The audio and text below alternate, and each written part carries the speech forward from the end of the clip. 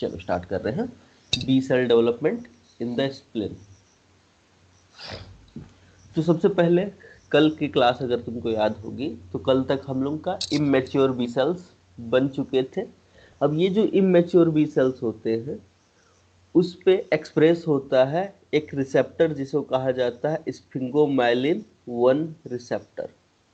जैसे ही sphingomyelin 1 receptor का expression होता है इमेच्योर बी सेल्स के ऊपर, ये स्फिंगोमाइलिन 1 फॉस्फेट का रिसेप्टर यहाँ पे ब्लड में सोल्यूबल क्या होते हैं, स्फिंगोमाइलिन 1 फॉस्फेट प्रेजेंट होते हैं जो कि कीमो अट्रैक्टेंट की जैसे काम कर रहे होते हैं।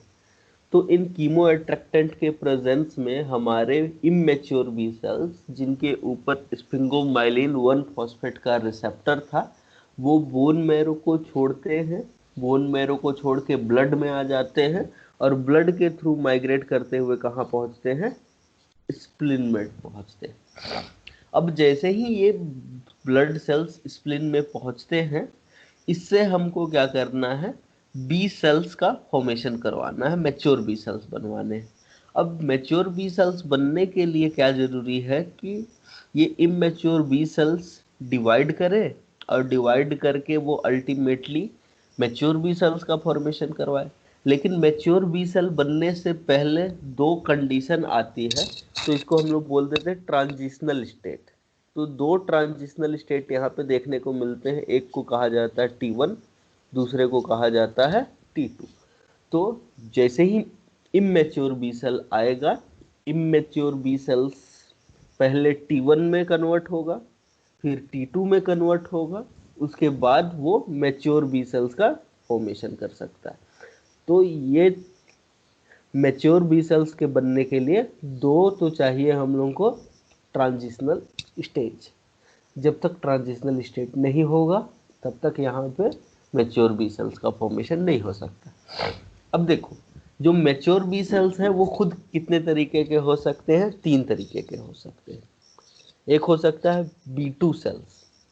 अब ये जो B2 सेल्स होते हैं they are conventional mature B cells. सबसे ज्यादा अमाउंट में जो बी सेल्स देखने को मिलते हैं वो होते हैं B2 सेल्स। इसके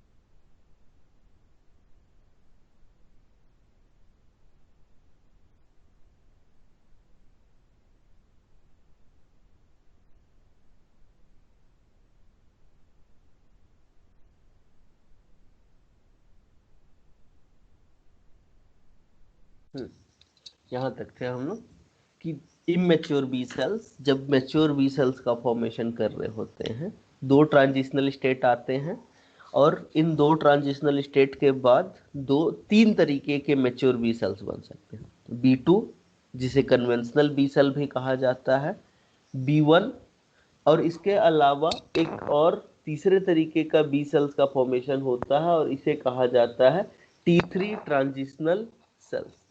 ये T3 ट्रांजिशनल बी सेल्स जो होते हैं ये भी बॉडी में देखने को मिलते हैं। तो बॉडी में तीन तरीके के मैच्योर बी सेल्स बन सकते हैं, लेकिन ये जो T3 बी सेल्स बनते हैं दे आर एनर्जिक। अब एनर्जिक किसे कहा गया था कि ऐसे बी या फिर टी सेल्स जिसने खुद के सेल्फ रिएक्टिव एंटीजेंस को रिकॉग्नाइज कर लिया था और रिकॉग्नाइज करने के बाद अनरिस्पॉन्सिव हो जाते हैं, वो सेल्स कहलाते हैं एनर्जिक सेल्स। तो तीन तरीके के बी सेल्स हैं, एक तो B2, B1 और तीसरा है T3। लेकिन ये T3 वाले जो बी सेल्स होते हैं दे आर एनर्जिक और unresponsive to the self antigens. अब अगर इसके बाद देखो तो यहाँ पे जो हमारा T1 और T2 ट्रांजिशनल स्टेट होता है वो दोनों डिफरेंट बस इसी आधार पे है कि जो T1 और T2 के ऊपर जो सेल सरफेस मार्कर होता है वो सेल सरफेस मार्कर अलग अलग तरीके का होता है और उस सेल सरफेस मार्कर के अकॉर्डिंग हम लोग क्या कर सकते हैं, T1 और T2 को अलग अलग पहचान सकते हैं। अब कौन कौन से मार्कर होते हैं पहचानने के लिए वो समझ देखो। जो T2B सेल्स होते हैं उनके मेम्ब्रेन के ऊपर IgD का एक्सप्रेशन और साथ ही साथ CD21 का एक्सप्रेशन जो होता है वो हायर लेवल में हो रहा होता है। ठीक है, जो T2 सॉरी जो T2B सेल्स हैं उनके मेम्ब्रेन के ऊपर IgD साथ ही साथ CD21 CD23 का एक्सप्रेशन हायर लेवल पे हो रहा होता है as compare to the T1 cells. साथ ही साथ अगर T2B सेल्स को देखो तो T2B सेल्स के प्लाज्मा मेम्ब्रेन के ऊपर एक रिसेप्टर एक्सप्रेस हो रहा होता है जिसे कहा जाता है BAFF रिसेप्टर। और ये जो BAFF रिसेप्टर होता है ये अपने सिग्नल यानी कि BAFF से बाइंड कर सकता है और ये जो सिग्नल है this is the B cell activating factor, मतलब ये सेल सर्वाइवल फैक्टर होता है। जैसे ही ये हमारा BAFF का लिगेंड जाके रिसेप्टर से बाइंड करेगा वैसे ही सेल के अंदर सर्वाइवल सिग्नल देखने को मिलेगा। ठीक है, इसके अलावा अगर देखो बी सेल्स जो हैं वो पहले तो T1 स्टेज में जाएंगे, फिर T2 स्टेज में जाएंगे और उसके बाद फुल मैच्योरिटी तक पहुंच जाएंगे। अब जैसे ही फुल मैच्योरिटी तक पहुंचेंगे अब उनके प्लाज्मा मेम्ब्रेन के ऊपर IgD का एक्सप्रेशन अभी भी बढ़ता रहेगा और साथ ही साथ अल्टीमेटली जो मैच्योर बी सेल्स है उसको अलग से कैसे रिकॉग्नाइज किया जा सकता है क्योंकि इसके प्लाज्मा मेम्ब्रेन के ऊपर CD24 और CD93 का एक्सप्रेशन हो रहा होता है। अब इसी चीज को यहाँ डायग्राम के थ्रू समझने का कोशिश करो। कल हमने देखा था कि जो हमारा बोन मैरो है, बोन मैरो में जो रीजन जहाँ पे हिमेटोपोएसिस चल रहा होता है उसे हमने कहा था एंडोस्टियम रीजन। एंडोस्टियम रीजन में सबसे पहले प्रो बी सेल्स बनते हैं, प्रो बी सेल से प्री बी सेल्स का फॉर्मेशन होता था और प्रो बी सेल्स और प्री बी सेल्स के बाद इमेच्योर बी सेल्स का फॉर्मेशन होता था। आज हमने पढ़ा कि इमेच्योर बी सेल्स के ऊपर जैसे ही स्फिंगोमाइलिन 1 फॉस्फेट का रिसेप्टर एक्सप्रेस होता है ये बोन मैरो को छोड़ के कहाँ आ जाता है, ब्लड सर्कुलेशन में आ जाता है और ब्लड से माइग्रेट करते हुए वो कहाँ पहुंचता है, स्प्लिन में पहुंचता है। अब स्प्लिन को भी देखो तो हमने स्प्लिन को दो पार्ट में डिवाइड किया था, एक को कहा था हमने रेड पल्प और दूसरे को कहा था हमने व्हाइट पल्प। अब ये वाला रीजन जिसे व्हाइट पल्प रीजन कहा जा रहा है उसको थोड़ा जूम करके देखते हैं हम। तो यहाँ पे देखो बोन मैरो से ब्लड से होते हुए ये इमेच्योर बी सेल्स पहुंचते हैं, कहाँ पे पहुंचते हैं, स्प्लिन के अंदर। कहाँ से पहुंचते हैं तो यहाँ पे देखो सेंट्रल एट्रियोल पाया जाता है। यहाँ सेंट्रल एट्रियोल से होते हुए ये बी सेल्स पहुंचेंगे तुम्हारे ये मार्जिनल साइनस में। अब यही मार्जिनल साइनस में T1 सेल्स पहुंच जाते हैं और ये T1 सेल्स मतलब डिवाइड करके T2 सेल्स का फॉर्मेशन करते हैं और ये T2 सेल्स अल्टीमेटली तीन तरीके के सेल्स बना सकता है। एक तो B2 सेल्स जो कि पाया जाता है फॉलिकल में, एक पाया जा सकता है B1 सेल्स, सॉरी एक पाया जा सकता है B2 सेल्स जो कि बॉडी में सर्कुलेट होता रहेगा सेकेंडरी लिम्फोइड ऑर्गन्स में, एक पाया जा सकता है B1 सेल्स वो पाया जाता है तुम्हारे फॉलिकल्स में, एक पाया जाता है T3 सेल्स और ये जो T3 सेल्स होते हैं they are self reactive cells और सेल्फ रिएक्टिव होने की वजह से इनको इनएक्टिव कंडीशन में रखा जाता है, एनर्जिक कंडीशन में रखा जाता है, इसीलिए ये चीज देखने को मिल रहा होता है। तो अब अल्टीमेटली एक चीज क्लियर हो गया है हम लोग के दिमाग में कि टी जो हमारे इमेच्योर बी सेल्स है वो बोन मैरो को छोड़ेंगे, तुम्हारे मार्जिनल साइनस में आएंगे और मार्जिनल साइनस में ये लोग जाके डिवाइड करेंगे, T1 से T2 सेल्स बनाएंगे। अब T1 और T2 में डिफरेंस क्या था हमने ये देख लिया कि T2 के ऊपर प्लाज्मा मेम्ब्रेन पे एक तो आईजीडी का एक्सप्रेशन ज्यादा हो रहा होता है, आईजीडी के एक्सप्रेशन के अलावा यहाँ पे उनके प्लाज्मा मेम्ब्रेन पे CD21 और CD23 का एक्सप्रेशन ज्यादा हो रहा होता है।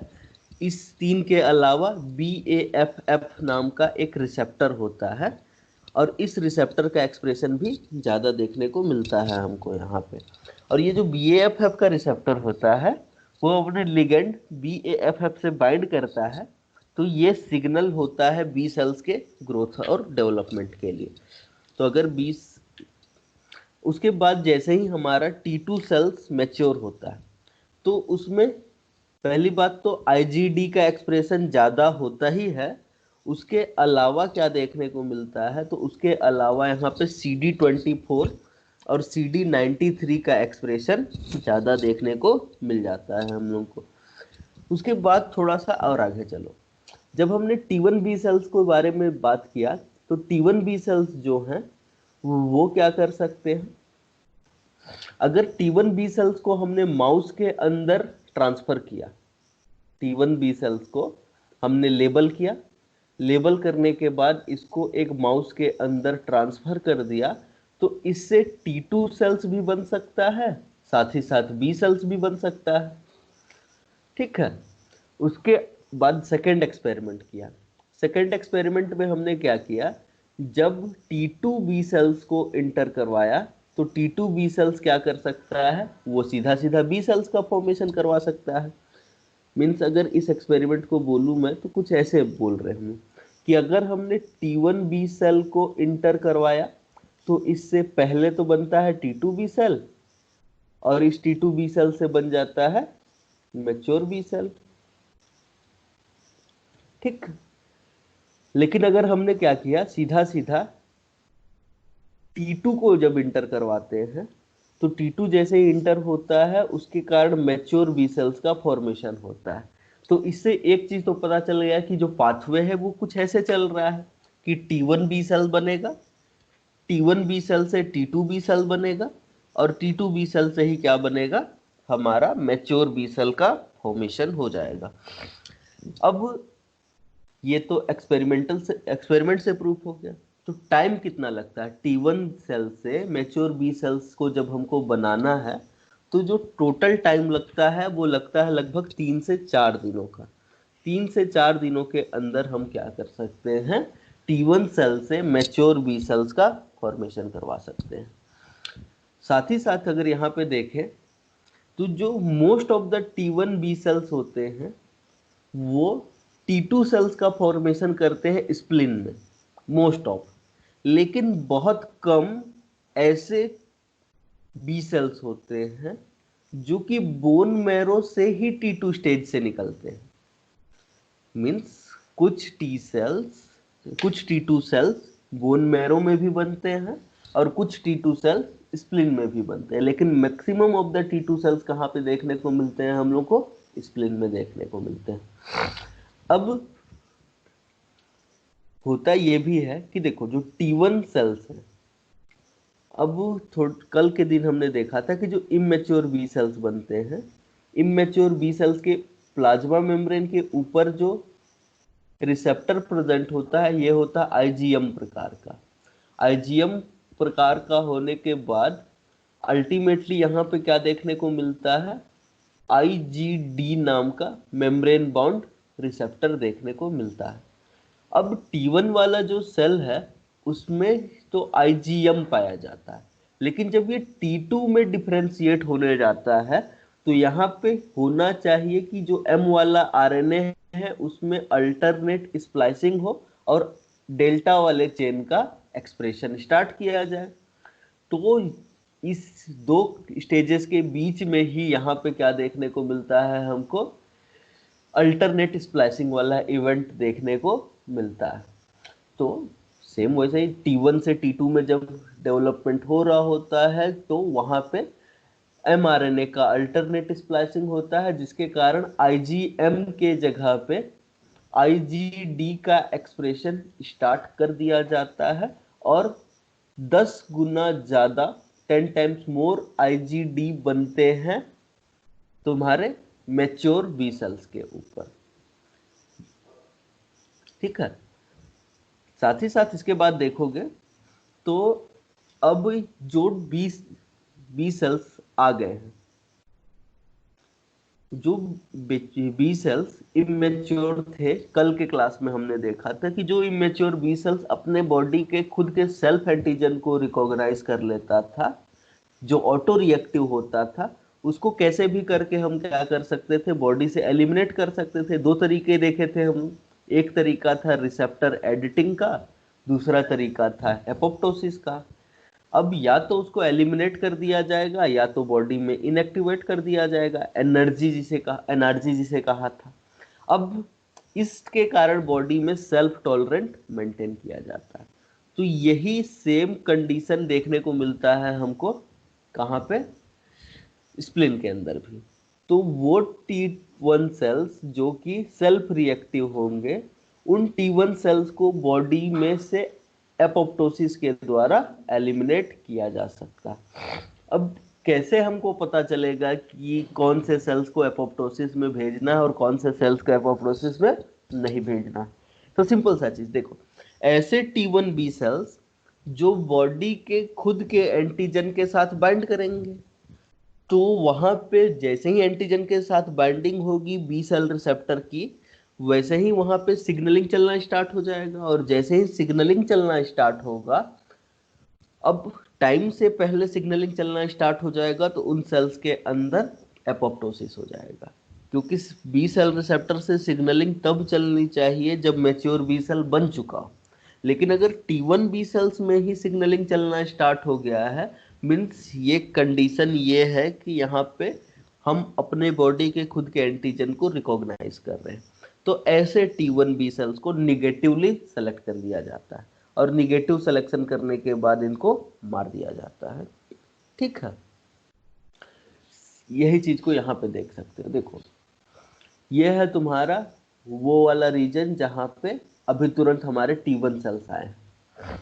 अब वो वाले T1 सेल्स जो हमारे बॉडी के खुद के सेल्फ एंटीजन को रिकॉग्नाइज कर लेंगे, उन वाले T1 सेल्स को यहीं पे क्या कर दिया जाएगा, निगेटिव सिलेक्शन के द्वारा एपोप्टोसिस में भेज दिया जाएगा और इनका डेथ हो जाएगा। और वो टी सेल्स जो अपने बॉडी के खुद के सेल्फ एंटीजन को रिकॉग्नाइज नहीं करते हैं, वो T2 सेल्स में डेवलप हो जाएंगे और T2 सेल्स तुम्हारे वो मार्जिनल जोन वाले रीजन से निकल के फॉलिकल वाले रीजन में आ जाएंगे।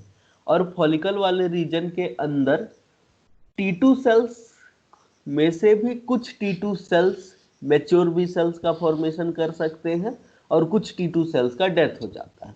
अब क्या दिक्कत है, कौन से T2 cells mature B cells का फॉर्मेशन करवाएंगे? तो रीजन ये है कि ऐसे T2 सेल्स जिसके प्लाज्मा मेम्ब्रेन पे BAFF का रिसेप्टर पाया जाता, उसके ऊपर जैसे ही जाके BAFF बाइंड करेगा, यहाँ पे सिग्नलिंग चलना स्टार्ट होगा और ये सिग्नलिंग कहलाएगा टॉनिक सिग्नलिंग। और जैसे ही ये BAFF अपने रिसेप्टर से बाइंड किया, सेल के अंदर टॉनिक सिग्नलिंग चला, समझ जाओ कि यहाँ पे सेल सर्वाइवल के सिग्नल प्रोड्यूस होंगे। और ये सेल्फ सर्वाइवल के सिग्नल जो होंगे, उसके कारण हमारे T2 cells mature B sales के अंदर कन्वर्ट हो सकते हैं। लेकिन इन सेल्स में BAFF ने बाइंडिंग नहीं करी।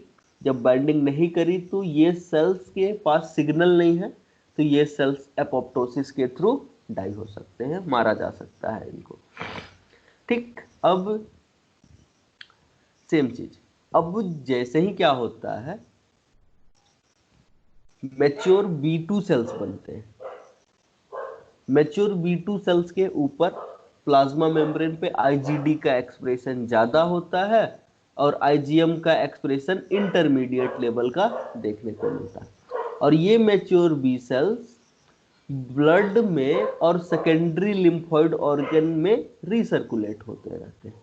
अब what do we mean by recirculation? इसका मतलब ये है कि स्प्लीन के अंदर जो बी सेल्स मैच्योर हुए, वो तुम्हारे इफरेंट वेसल से निकल के ब्लड वेसल से जाएंगे दूसरे सेकेंडरी लिम्फोइड ऑर्गन में उन एंटीजन को खोजेंगे जिससे वो बाइंड कर सकते हैं।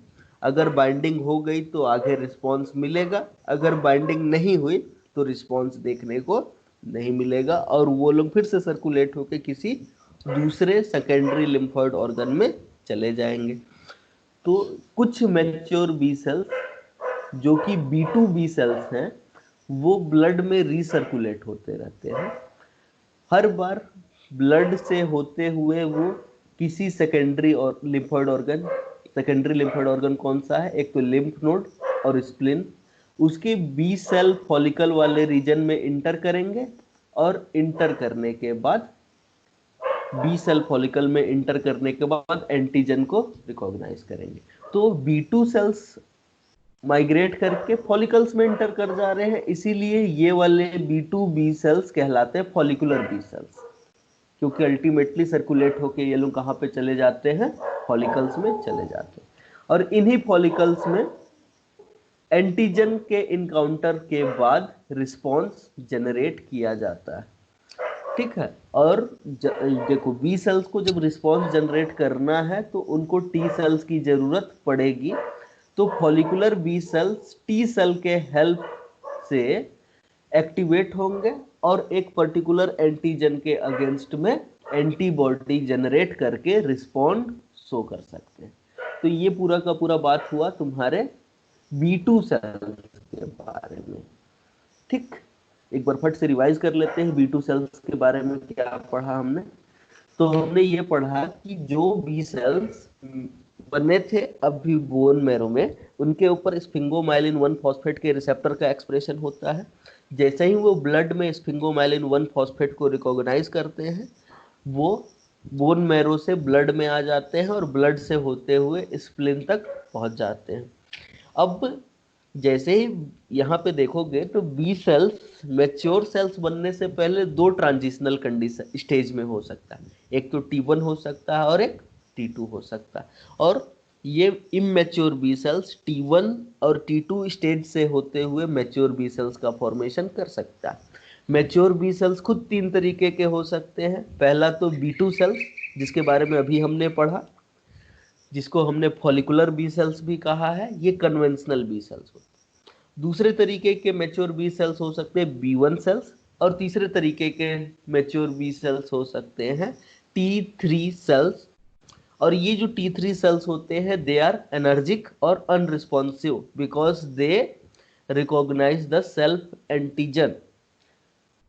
अब T1 और T2 स्टेज जब आता है तो क्या हम T1 और T2 स्टेज को अलग अलग पहचान सकते हैं? तो हाँ, पहचान सकते हैं।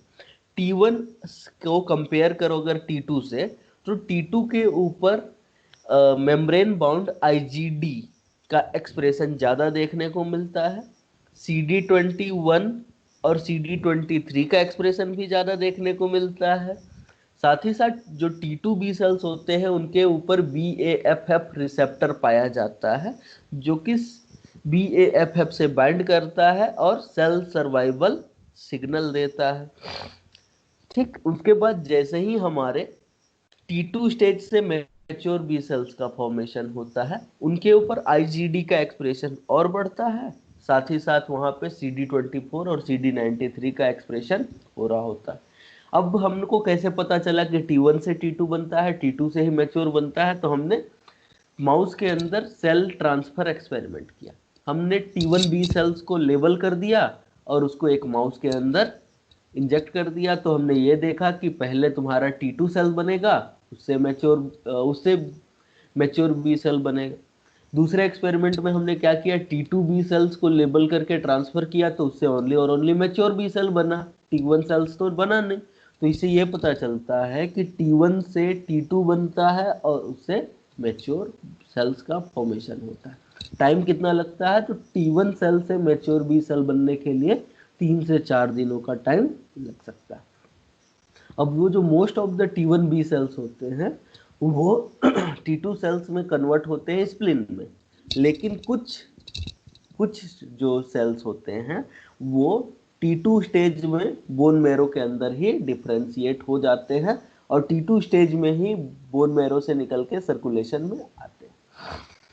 अब ये T1 से T2 स्टेज में डिफरेंशिएशन देखने को मिलता है हम लोग को मार्जिनल साइनस में, जो कि पार्ट होता है व्हाइट पल्प का। व्हाइट पल्प में एक रीजन है जिसे कहा जाता है मार्जिनल साइनस। अब यहाँ मार्जिनल साइनस तक सेल्स कैसे पहुंचते हैं, तो सेंट्रल एट्रियोल से, एफरेंट वेसल से, सेंट्रल एट्रियोल से T1 सेल्स तुम्हारे मार्जिनल साइनस में पहुंचते हैं और वहां पे तुम्हारा डिवीजन देखने को मिलता है और T2 सेल्स का फॉर्मेशन होता है। इन T2 सेल्स में से कुछ T2 सेल्स जो होते हैं वो फॉलिकल में चले जाते हैं, जिन्हें फॉलिकुलर बी सेल्स या फिर तुम्हारे B2 बी सेल्स कहा गया था। इसके अलावा दो तरीके के और बी सेल्स देखने को मिल सकते हैं। पहला हो सकता है B1 बी सेल और दूसरा हो सकता है T3 बी सेल्स। ठीक है, उसके बाद हमने यहाँ पे एक तो देख लिया कि वो T1 सेल्स जो ऑटो रिएक्टिव होते हैं उनका निगेटिव सिलेक्शन हो सकता है, जो T1 सेल्स ऑटो रिएक्टिव नहीं होंगे वो फॉलिकल में चले जाएंगे T2 सेल्स में। अब वही T2 cells mature B cells का फॉर्मेशन कर सकते हैं जिनके ऊपर BAFF का रिसेप्टर प्रेजेंट होगा। जैसे ही सिग्नलिंग चलेगी तो ये सर्वाइवल सिग्नल प्रोड्यूस करेंगे और बी सेल्स का मैच्योरेशन हो सकता है। ठीक है, अब ये तो पहले पॉपुलेशन के बारे में हो गया। अब हम दूसरे पॉपुलेशन के बारे में पढ़ रहे हैं, T3 बी सेल्स के बारे में। अब ये T3 बी सेल्स क्या है, तो रिसेंट एक्सपेरिमेंटल डाटा ये प्रूव करता है कि बी सेल्स में एक और पॉपुलेशन देखने को मिलता है जिसे कहा जाता है T3। अब ये T3 पॉपुलेशन में किस तरीके के सेल्स आते हैं, तो ऐसे ट्रांजिशनल बी सेल्स मतलब T1 और T2 स्टेज के बी सेल्स जिन्होंने सेल्फ एंटीजन को रिकॉग्नाइज किया, या तो स्प्लिन में या तो फिर किसी दूसरे जगहों पे। अपने सेल्फ एंटीजन को रिकॉग्नाइज जैसे ही किया, ये सेल्स हो जाते हैं एनर्जिक, मतलब ये लोग इनएक्टिवेट हो जाते हैं और इनएक्टिवेट होने के बाद आराम से बॉडी में पड़े रहते हैं। अभी तक इनको बॉडी से एलिमिनेट नहीं किया गया है, तो बॉडी से एलिमिनेट नहीं किया गया है तो इन सेल के पॉपुलेशन को कह दिया जाता है T3 पॉपुलेशन। अब डिफरेंस क्या होता है, अगर डिफरेंस देखना चाहो कि जो तुम्हारे T1 और T2 सेल्स हैं, T3 सेल से कैसे अंतर है उसमें, तो जो T3 सेल्स होते हैं या फिर एनर्जिक बी सेल्स होते हैं, इसके पास पहला तो एंटीजन इंड्यूस्ड टायरोसिन का फॉस्फोराइलेशन का एक्टिविटी कम हो जाता है। टायरोसिन पे फॉस्फोराइलेशन कम देखने को मिलता है हम लोग को। जब टायरोसिन पे फॉस्फोराइलेशन ही नहीं होगा तो डाउनस्ट्रीम में सिग्नलिंग ही नहीं चलेगा। दूसरी बात, कैल्शियम का रिलीज कम हो जाता है, क्योंकि सिग्नलिंग नहीं चल रहा है तो कैल्शियम रिलीज भी नहीं होगा, नीचे की तरफ सिग्नलिंग नहीं होगा। साथ ही साथ यहाँ पे जो BAFF का रिसेप्टर है उसका प्लाज्मा मेम्ब्रेन पे कॉन्सेंट्रेशन कम हो जाता है, तो इन सेल्स को, जो T3 एनर्जिक सेल्स होते हैं, उनको हाई लेवल में BAFF की आवश्यकता पड़ती है सरवाइव करने के लिए। साथ ही साथ नेक्स्ट देखोगे तो इन सेल्स के अंदर बिम का एक्सप्रेशन होता है। अब बिम जो होते हैं they are pro apoptotic protein. हमको पता है एपोप्टोसिस का जो इंट्रिंसिक पाथवे होता है, इंट्रिंसिक पाथवे में कुछ प्रोटीन्स इन्वॉल्व होते हैं। देखो 5 प्रोटीन्स है, बेड, बिड, बिम, पूमा, नोक्सा। ये लोग इनहिबिट करके रखते हैं BCL2 को या फिर BCL-XL को। ये लोग इनहिबिट करके रखते हैं तुम्हारे बाकी आगे के एपोप्टोसिस के पूरे सिग्नलिंग को। तो जैसे ही बॉडी के अंदर बेड का फॉर्मेशन हो जाता है, यहाँ पे बेड, बिड, बिम, इनमें से किसी का भी फॉर्मेशन होता है, तो ये एंटी एपोप्टोटिक प्रोटीन को इनहिबिट कर देते हैं। और जैसे ही एंटी एपोप्टोटिक प्रोटीन इनहिबिट होता है, एपोप्टोसिस चालू कराया जा सकता है बॉडी में। तो ये जो एनर्जिक सेल्स होते हैं इनमें बिम का लेवल ज़्यादा देखने को मिलता है नॉर्मल सेल्स की तुलना में, तो इनके एपोप्टोसिस के चांसेस इंक्रीज हो जाते हैं। तो ये अंतर देखने को मिलता है। अब डायग्राम से समझो कि हमको कैसे पता चला कि इस तरीके के सेल्स होते हैं। तो हमने एक माउस बनाया, ट्रांसजेनिक माउस था, और उस ट्रांसजेनिक माउस में हमने एक प्रोटीन होता है HEL, उसकी जीन को इंसर्ट करवा दिया था, तो इसमें HEL का एक्सप्रेशन होने लग गया इस माउस में। उसके बाद हमने एक और ट्रांसजेनिक माउस बनाया, इसमें हमने वो वाले बी सेल्स इंसर्ट करवाए जिसमें anti-HAL एंटीबॉडी का फॉर्मेशन होता है। अब इन दोनों के बीच में क्रॉस करवा दिए, तो इसको कहा जाता है डबल ट्रांसजेनिक माउस, क्योंकि ये एक ट्रांसजेनिक था ये खुद अलग ट्रांसजेनिक था। दोनों ट्रांसजेनिक माउस के बीच में क्रॉस करवाया गया, तो जो माउस बनता है उसे कहा जाता है डबल ट्रांसजेनिक। और ये डबल ट्रांसजेनिक के पास खुद HEL का जीन भी होगा जिससे HEL बन रहा होगा, और anti-HEL एंटीबॉडीज का फॉर्मेशन भी हो रहा होगा। तो कैसे पता चलेगा, हम अब इसका यूज कैसे कर सकते हैं? तो देखो, हमने करवाया FACS, FACS fluorescent activated cell sorting, non transgenic cell का करवाया, और इसमें हम लोग एक्स एक्सिस पे ले रहे हैं IgM का एक्सप्रेशन, और वाई एक्सिस पे देख रहे हैं HEL बाइंडिंग बी सेल। अब देखो, जो नॉन ट्रांसजेनिक माउस है उसमें HEL बाइंडिंग बी सेल्स का नंबर होता है कम, बहुत कम, लेकिन IgM का एक्सप्रेशन देखने को मिल रहा होता है सफिशिएंट लेवल में, ठीक है। लेकिन जैसे ही हमने क्या करवा दिया, anti-HEL ट्रांसजीन, मतलब ये वाले ट्रांसजीन के अंदर देखा, तो इसमें कुछ बी सेल्स ऐसे थे जिसमें प्लाज्मा मेम्ब्रेन पे IgM भी ज्यादा था, और वो HEL बाइंडिंग बी सेल्स का नंबर भी उसमें क्या देखने को मिल रहा था, ज्यादा देखने को मिल रहा था यहाँ पे। लेकिन जैसे ही हमने डबल ट्रांसजीन को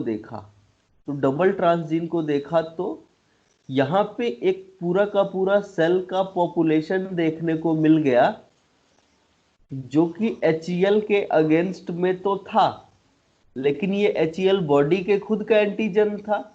तो ये सेल प्रेजेंट तो हैं लेकिन रिस्पॉन्स नहीं कर रहे थे।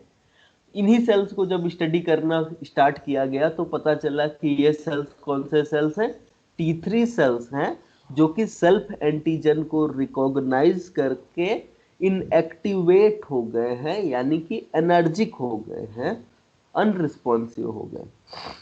ये जो बी सेल्स है इसी को T3 का सब पॉपुलेशन कहा गया। तो ये सेकेंड तरीके के मैच्योर बी सेल्स हो गए। इसके अलावा B1 बी सेल्स देखने को मिलते हैं। ये जो B1 बी सेल्स होते हैं इनको मार्जिनल जोन बी सेल्स भी कहा जाता है। क्या कहा जाता है इनको? मार्जिनल जोन बी सेल्स भी कहा जाता है। तो थोड़ी देर पहले हमने B2 बी सेल्स के बारे में देखा, जिसे क्या कहा गया था, फॉलिकुलर बी सेल्स कहा गया था। Follicular B cells, B2 B cell को छोड़ दिया जाए, T3 सेल्स को छोड़ दिया जाए, तो एक और बी सेल का पॉपुलेशन बचता है जिसे कहा जाता है B1 या फिर मार्जिनल जोन बी सेल्स। अब ये जो मार्जिनल जोन बी सेल्स होते हैं उनका फॉर्मेशन कैसे होता है? तो जो मार्जिनल जोन बी सेल्स होते हैं उसका फॉर्मेशन अलग ही पाथवे से हो रहा होता है, ठीक है, और किसी दूसरे स्ट्रक्चर के अंदर हो रहा होता है, स्प्लिन के अंदर नहीं हो रहा होता, ठीक है। अब यहाँ पे देखोगे तो यहाँ पे जो B1 बी सेल्स होते हैं वो खुद कितने तरीके के सेल से कितने तरीके के सेल्स में हो सकते हैं। एक तो B1 ए सेल हो सकता है, B1 बी सेल्स हो सकता है, और ultimately marginal zone B cells हो सकता है। और ये जो B1 ए सेल हो गया, B1 बी सेल्स हो गया, या फिर मार्जिनल जोन बी सेल हो गया, वो B2 सेल से डिफरेंस शो करता है सरफेस मार्कर के ऊपर। क्या डिफरेंस होता है? तो यहाँ पे हम लोग कंपेयर कर दे रहे हैं फटाफट, एकदम जल्दी जल्दी। देखो यहाँ पे ये है हम लोग फॉलिकुलर बी सेल्स को, जिसको B2 बी सेल्स भी कहा जाता है। यहाँ पे हम लोग लिए हैं B1 बी सेल्स को। अब यही जो B1 बी सेल्स होते हैं दो तरीके के देखने को मिले हम लोग को, B1 ए और B1 बी। इसी से फॉर्मेशन हो सकता है मार्जिनल जोन बी सेल्स का। तो इन तीनों सेल्स में अंतर क्या है? तो सबसे पहले हम लोग देखते हैं कि बनते कहाँ पे, प्रेजेंट कहाँ पे होते हैं। तो ये जो फॉलिकुलर बी सेल्स था उसको कहाँ देखने को मिला हमको? सेकेंडरी लिम्फोइड ऑर्गन के फॉलिकल्स में। जबकि ये जो B1 बी सेल्स होते हैं वो प्रेजेंट होते हैं पेरिटोनियल कैविटीज में।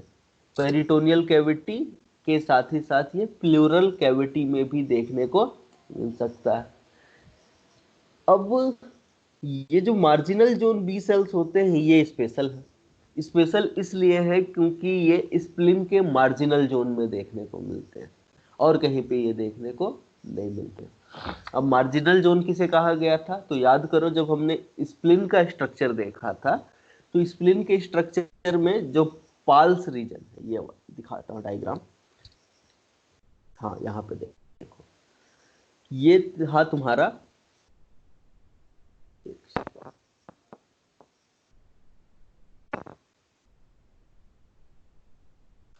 ये देखो, ये वाला जो रीजन है, जो रीजन ये तुम्हारे स्प्लीन के व्हाइट पल्प रीजन को रेड पल्प रीजन से अलग कर रहा है, उसी रीजन को हमने क्या कहा था? मार्जिनल जोन रीजन कहा था। अब तो ये मार्जिनल जोन बी सेल्स होते हैं वो प्रेजेंट होते हैं स्प्लीन के मार्जिनल जोन में, और ये marginal zone red pulp area को व्हाइट पल्प वाले एरिया से अलग कर रहा होता। सबसे पहले अगर इसको देखें नेक्स्ट कैरेक्टरिस्टिक, तो हम लोग बोल रहे हैं कि पहले माउस के अंदर सबसे फर्स्ट प्रोजेनी कब देखने को मिलता है? तो यहाँ पे बोल रहा है कि हिमेटोपोएटिक स्टेम सेल्स से एम्ब्रियोनिक कंडीशन में 10वें या फिर 11वें दिन देखने को मिल सकता है हमारे को फॉलिकुलर। यहाँ पे 9वें से 10वें दिन में, और ये बोल रहा है कि यहाँ पे हिमेटोपोएटिक स्टेम सेल्स से तो बनते हैं हमारे follicular marginal zone B cells, और ये जो होते हैं और ज्यादा जल्दी देखने को मिल जाते हैं और डायरेक्टली हिमेटोपोएटिक स्टेम सेल से बनते हैं। ठीक, अगर source of new B cells की बात करें एडल्ट में, तो हमने देखा कि फॉलिकुलर बी सेल्स कैसे बनते हैं। तो हिमेटोपोएटिक स्टेम सेल्स में डिवीजन होगा, मल्टीपोटेंट प्रोजिनेटर्स बनेंगे और उससे फॉलिकुलर बी सेल्स का फॉर्मेशन होगा। B1 बी सेल्स कहाँ से आते हैं? तो इनके पास खुद सेल्फ रिन्यूएबल का क्षमता पाया जाता है। पहले से बॉडी में जो B1 सेल्स हैं वही डिवाइड करके अपने पॉपुलेशन को मेंटेन रखेंगे। जबकि यहाँ पे ये जो मार्जिनल जोन बी सेल्स होते हैं उनका फॉर्मेशन कहाँ होता है? उनका फॉर्मेशन होता है बोन मैरो में, और डायरेक्टली ये लोग हिमेटोपोएटिक स्टेम सेल से ही बन रहे होते हैं। उसके बाद क्या इनको इंटरल्यूकिन 7 और BAFF की आवश्यकता है? तो फॉलिकुलर वाले को जरूरत है, मार्जिनल जोन वाले बी सेल्स को जरूरत है, लेकिन B1 बी सेल्स वाले को इसकी जरूरत नहीं पड़ती है क्योंकि ये खुद स्टेम सेल के जैसे बिहेव कर रहा है। तो जब खुद स्टेम सेल के जैसे बिहेव कर रहा है तो इसको बाहर से साइटोकाइन्स की जरूरत नहीं पड़ेगी। अब अगर वेरिएबल रीजन की डाइवर्सिटी की बात करें तो फॉलिकुलर बी सेल्स में वेरिएबल रीजन बहुत ज्यादा डाइवर्स होता है। यहाँ पे जो B1 बी सेल्स होते हैं यहाँ पे डाइवर्सिटी जो होती है वो लिमिटेड होती है, बहुत कम होती है, और यहाँ पे मार्जिनल जोन्स के अंदर भी रेस्ट्रिक्शन देखने को मिलता है बहुत कम। अब यहाँ पे सोमेटिक हाइपर म्यूटेशन की बात करें तो फॉलिकुलर बी सेल्स में सोमेटिक हाइपर म्यूटेशन हो सकता है, B1 बी सेल्स में कुछ हद तक, लेकिन अभी तक मार्जिनल जोन में होता है कि नहीं ये अनक्लियर है, पता नहीं चल पाया। क्या एक्टिवेशन के लिए टी सेल्स की जरूरत है? तो फॉलिकुलर बी सेल्स में हाँ है, B1 बी सेल्स में बिल्कुल नहीं, क्योंकि ये सेल्फ रिन्यूएबल होते हैं और यहाँ पे वेरिएबल, कभी पढ़ भी सकता है और कभी नहीं भी पढ़ सकते। आइसोटाइप्स की बात करें तो यहाँ पे जो B2 बी सेल्स है, मतलब फॉलिकुलर बी सेल्स है, वहाँ पे सबसे ज्यादा अमाउंट में IgG प्रोड्यूस कर रहे होते हैं। जो B1 बी सेल्स होते हैं वो प्राइमरली IgM प्रोड्यूस कर रहे होते हैं, कुछ हद तक आईजीजी का प्रोडक्शन हो रहा होता है। Same case marginal zone B cells में भी देखने को मिलता है। नेक्स्ट क्या है, ये बी सेल्स कार्बोहाइड्रेट के अगेंस्ट अपना रिस्पॉन्स शो कर सकते हैं। तो जो फॉलिकुलर बी सेल्स हैं पॉसिबली, लेकिन जो मार्जिनल जोन और B1 बी सेल्स हैं ये बिल्कुल कार्बोहाइड्रेट एंटीजन के अगेंस्ट में अपना रिस्पॉन्स शो कर सकते हैं। प्रोटीन एंटीजन के अगेंस्ट में रिस्पॉन्स शो किया जा सकता है क्या, तो जो B2 बी सेल्स है और मार्जिनल जोन बी सेल्स है वो तो करते हैं, B1 बी सेल पॉसिबली कर सकते हैं। अब मेमोरी सेल्स की बात करें तो मेमोरी सेल का प्रोडक्शन होता है फॉलिकुलर बी सेल्स के द्वारा, कुछ हद तक B1 सेल्स के द्वारा। मार्जिनल जोन के बारे में हमको अभी पता नहीं है, तो ये डिफरेंस देखने को मिलता। साथ ही साथ अगर सेल सरफेस मार्कर के डिफरेंस के बारे में बात करूं तो सबसे ज्यादा डिफरेंस देखो, जो फॉलिकुलर जोन है उसके ऊपर CD19 और CD21 देखने को मिल सकता है, लेकिन B1 सेल्स में CD19 और CD21 देखने को नहीं मिल रहा है। मार्जिनल जोन में CD19 CD21 देखने को मिलता है। यहाँ पे जो हमारे फॉलिकुलर बी सेल्स होते हैं यहाँ पे आईजीएम का लेवल कम होता है, लेकिन B1 में और मार्जिनल जोन बी सेल्स में हाई लेवल में देखने को मिल रहा होता है। सेम जस्ट उल्टा है यहाँ पे कि आईजीडी जो होता है वो फॉलिकुलर सेल्स में हाई लेवल में, B1 सेल्स में और मार्जिनल जोन में लो लेवल पे देखने को मिलता। और सबसे इंपॉर्टेंट डिफरेंस ये रहा कि फॉलिकुलर बी सेल्स के ऊपर CD23 पाया जाता है, B1A सेल्स के ऊपर CD5 पाया जाता है, और तुम्हारे मार्जिनल जोन बी सेल्स के ऊपर CD1 पाया जाता है। तो ये सबसे इंपॉर्टेंट डिफरेंस है तुम्हारे सेल सरफेस मार्कर के आधार पे, कि तुम्हारे फॉलिकुलर बी सेल्स के ऊपर CD23 पाया जाता है, B1 बी सेल्स के ऊपर CD5 पाया जाता है, जबकि मार्जिनल जोन बी सेल्स के ऊपर CD1 देखने को मिलता है। अब हमको रिसेंट स्टडी ये बताती है कि B1A B cells directly embryonic cell से बनते हैं। रिसेंट स्टडी ये बता रही है कि जो B1A सेल्स होते हैं वो डायरेक्टली एम्ब्रियोनिक सेल से बन सकते हैं और हिमेटोपोइटिक स्टेम सेल से डिस्टिंक्ट होते हैं, उनसे प्रेजेंट नहीं होते, उनसे नहीं बन रहे होते।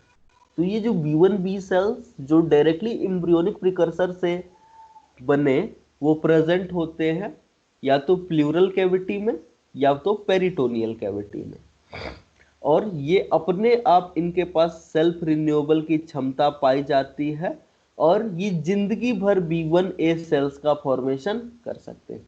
ये हिमेटोपोइटिक स्टेम सेल से नहीं बन रहे होते। और वहीं पे B1 बी सेल्स और मार्जिनल जोन बी सेल्स की बात करें तो ये मोस्टली कहां से बन रहे होते हैं, हिमेटोपोइटिक स्टेम सेल से बन रहे होते हैं, ठीक है। और हिमेटोपोइटिक स्टेम सेल्स में जब डिवीजन होता है तो उसके कारण B2 लिम्फोइड प्रोजिनेटर्स का फॉर्मेशन होता है। ये B2 lymphoid progenitors B1 B cells और मार्जिनल जोन बी सेल्स का फॉर्मेशन करा रहे होते हैं, जबकि B1A सेल्स किससे बनता है, डायरेक्टली एम्ब्रियोनिक सेल से बन रहा होता है। अब अल्टीमेटली जब एक बार मार्जिनल जोन बी सेल्स बन गया हेमेटोपोइसिस के बाद, तो ये marginal zone B cells spleen के मार्जिनल जोन में चला जाता है और मार्जिनल जोन में जाके ये क्या कर सकता है, वहीं पे इनहेबिटेट कर सकता है, वहीं पे रह सकता है और वहीं पे अपना इम्यून रिस्पॉन्स जनरेट कर सकता है। ये चीज देखने को मिला हमको। तो ये 3 तरीके के मैच्योर बी सेल्स हो गए। कौन कौन सा, एक तो हो गया तुम्हारा B2 B cell, B2 B sales के बाद T3 बी सेल्स, और तीसरे तरीके का हो गया B1 and marginal zone B cells. अब B1 भी खुद कितने तरीके का है, B1A और B1B। अंतर क्या है B1A, तो B1A जो होता है वो डायरेक्टली एम्ब्रियोनिक सेल से बनता है, B1B जो होता है वो हिमेटोपोइटिक स्टेम सेल से बनता है। मार्जिनल जोन बी सेल्स जो होते हैं वो भी हिमेटोपोइटिक स्टेम सेल से बनते हैं, और प्रेजेंट होते हैं हमारे मार्जिनल जोन में, इसीलिए इसे मार्जिनल जोन बी सेल्स भी कहा जाता है। अब हम लोग कंपैरिजन कर रहे हैं कि बी सेल्स और टी सेल के डेवलपमेंट में क्या डिफरेंसेस, क्या सिमिलैरिटी देखने को मिलता है हम लोग को। तो चलो सबसे पहले समझते हैं lineage seed that the periphery during the fetal development. जब फीटस का डेवलपमेंट हो रहा होता है तो कौन से बी सेल्स प्रेजेंट होते हैं पेरीफेरी में? तो B1A सेल्स जो कि एम्ब्रियोनिक सेल से ही बन जाता है, वो वाले बी सेल्स फीटल डेवलपमेंट के दौरान प्रेजेंट होते हैं। जबकि हमने टी सेल्स के दौरान देखा था कि वो वाले टी सेल्स जिनके ऊपर gamma delta T cell receptor पाया जाता है वो प्रेजेंट होता है एम्ब्रियोनिक कंडीशन में। अगर हम बात करें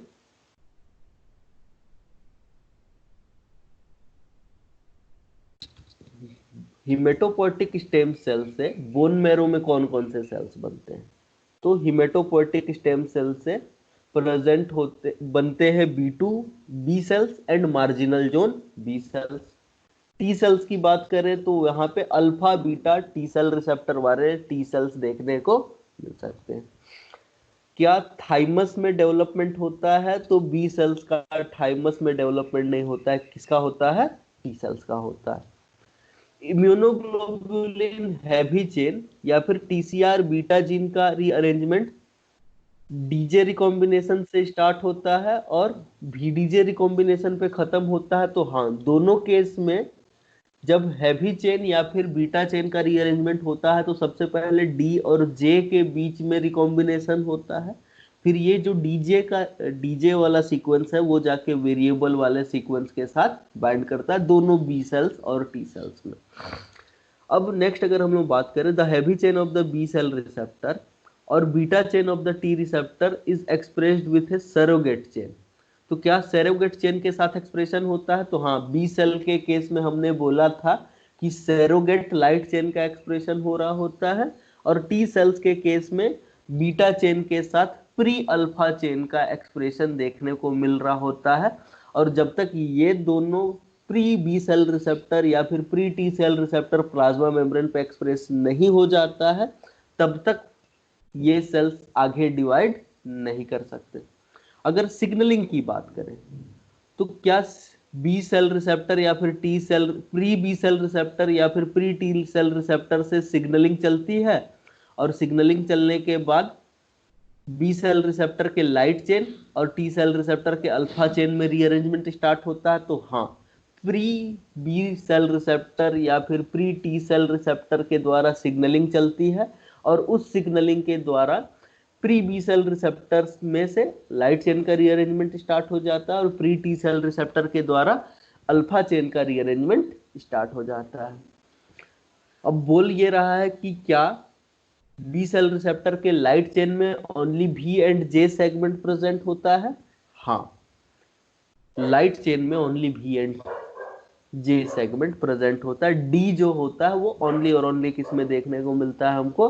हैवी चेन। नेक्स्ट ये बोल रहा है कि क्या कापा के अल्फा टी सेल रिसेप्टर के अल्फा चेन में ओनली V और J सेगमेंट होता है? तो हाँ, ओनली V और J सेगमेंट ही होता है, D सेगमेंट देखने को नहीं मिलता है अल्फा और गामा में। उसके बाद अगर हम बात करें क्या पॉजिटिव सिलेक्शन होता है? तो हाँ, पॉजिटिव सिलेक्शन होता है, दोनों केसेस में होता है और पॉजिटिव सिलेक्शन के द्वारा ही एक सिग्नल जाता है जो कि सर्वाइवल के लिए जरूरी है। नेक्स्ट पूछ रहा है कि क्या पॉजिटिव सिलेक्शन सेल्फ कंपाउंड की रिकॉग्निशन चाहता है क्या? तो हाँ, बी सेल के केस में सही है कि जो B1A सेल्स या फिर मार्जिनल जोन सबसेट होते हैं, ये सेल्स सेल्फ एंटीजेंस को रिकॉग्नाइज करते हैं तब जाके इनका पॉजिटिव सिलेक्शन होता है। और हमने तो टी सेल के केस में देखा ही था कि पॉजिटिव सिलेक्शन कैसे होता है। वो टी सेल्स जो कि सेल्फ MHC के साथ लो एफिनिटी के साथ बाइंड करते हैं उनको ही पॉजिटिवली सेलेक्ट किया जाता है टी सेल्स में। उसके बाद क्या रिसेप्टर एडिटिंग देखने को मिलता है, तो हाँ बी सेल्स के अंदर रिसेप्टर एडिटिंग देखने को मिलता है, और रिसेप्टर एडिटिंग के द्वारा जो self reactive B cell receptor बनता है उसको हम बॉडी से एलिमिनेट कर सकते हैं। टी सेल्स में रिसेप्टर एडिटिंग होता है क्या, तो हाँ होता है। कौन से चेन में, अल्फा और गामा चेन में रिसेप्टर एडिटिंग होता है। बीटा चेन में या फिर डेल्टा चेन में कभी भी रिसेप्टर एडिटिंग देखने को नहीं मिलेगा। वैसे ही बी सेल रिसेप्टर की बात करें तो ओनली लाइट चेन में रिसेप्टर एडिटिंग होता है, हैवी चेन में रिसेप्टर एडिटिंग देखने को नहीं मिलता है। ठीक, उसके बाद अगर हम बात करें ऐसे immature B cells immature cells जिसके ऊपर high affinity auto reactive receptors होते हैं, क्या उनको एपोप्टोसिस के द्वारा मार दिया जाता है, जिसे निगेटिव सिलेक्शन भी कहा जाता है, तो यस, बी सेल के केस में भी होता है और टी सेल के केस में भी होता है। उसके बाद यहाँ पे नेक्स्ट पूछ रहा है, क्या निगेटिव सिलेक्शन में जो पेरिफेरल टिश्यू जो सेल्फ एंटीजन को प्रेजेंट कर रहे हैं उसकी जरूरत है क्या, तो बी सेल्स के केस में पेरिफेरल टिश्यू की जरूरत नहीं पड़ती है। वहां पे जो बी सेल्स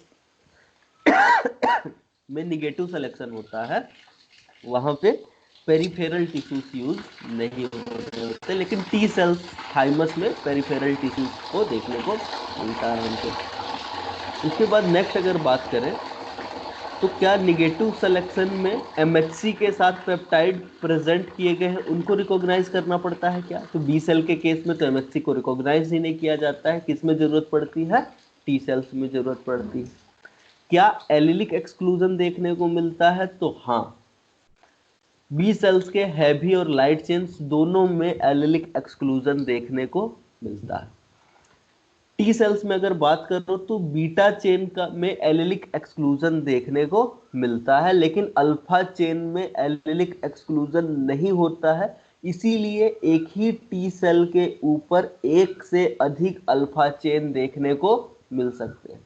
तो याद रखना कि जो तुम्हारे बी सेल्स हैं उसमें हैवी और लाइट चेन दोनों का एलिलिक एक्सक्लूजन होता है, लेकिन जो तुम्हारे टी सेल्स होते हैं उसमें ओनली और ओनली बीटा चेन का एलिलिक एक्सक्लूजन होता है, अल्फा चेन का नहीं होता है। अब अल्फा चेन का जब एलिलिक एक्सक्लूजन नहीं हो रहा है तो एक ही टी सेल के ऊपर एक से अधिक प्रकार के अल्फा चेन देखने को मिल सकते हैं। नेक्स्ट पूछ रहा है, क्या 90% से ज्यादा सेल्स मारे जाते हैं पहले ही, तो हाँ बी सेल्स और टी सेल्स दोनों के केस में हिमेटोपोइसिस के बाद जितना भी सेल बनता है उसमें से 90% से ज्यादा सेल्स को पॉजिटिव सिलेक्शन, निगेटिव सिलेक्शन या फिर डेथ बाय नेग्लेक्ट के द्वारा मार दिया जाता है। कुछ ही सेल्स बचते हैं जो कि बॉडी में इम्यून रिस्पॉन्स शो करते हैं। नेक्स्ट बोल रहा है, the process of periphery allow establishment to the tolerance, तो क्या टॉलरेंस देखने को मिलता है, तो हाँ बी सेल्स में भी टॉलरेंस देखने को मिलता है और टी सेल्स में भी टॉलरेंस देखने को मिलता है। इतने सारी चीजें होती हैं हम लोग के बी सेल और टी सेल के डेवलपमेंट में। इतनी सारी चीजों के बाद हम लोग को उन बी सेल का पॉपुलेशन मिल गया जो कि इम्यून रिस्पॉन्स को जनरेट करेंगे। अब बॉडी में इम्यून रिस्पॉन्स कैसे जनरेट किया जाता है इस चीज के बारे में कल पढ़ेंगे हम लोग कि बी सेल रिस्पॉन्स कैसे करते हैं। ठीक है।